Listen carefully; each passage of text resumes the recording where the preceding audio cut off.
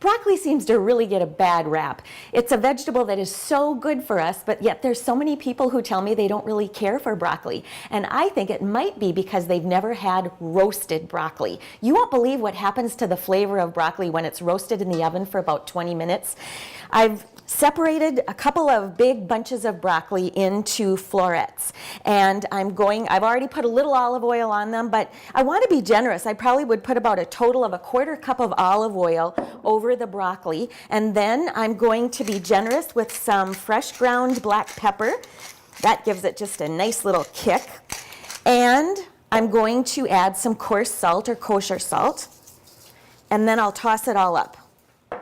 And I have my oven preheated to 425 degrees, and I'm actually going to use my hands because then I can be sure that each little broccoli floret gets coated with the olive oil. Now, one thing you want to be sure is that the broccoli is very, very dry when you do this. I usually cut it into florets, put it in my salad spinner, or else just lay it out on some kitchen towels and get it nice and dry. Otherwise, it won't roast to a nice caramelization. You don't want to crowd the broccoli. I've got my baking sheet covered with some aluminum foil. And there I go. It's ready to go into a 425 degree oven for 20 to 25 minutes. And I'll show you what it looks like when it comes out.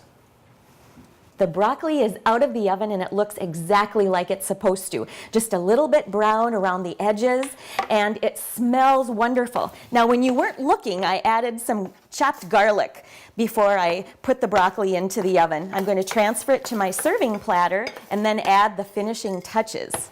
Now, before I serve this roasted broccoli, I'm going to add a little bit of lemon zest. I've washed my lemon, and the zest, remember, is just the colored part of the skin, none of the white pith underneath, which has bitter oils in it.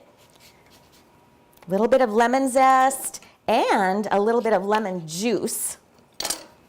Squeeze a little bit. Oh, that just adds such fresh flavor to it.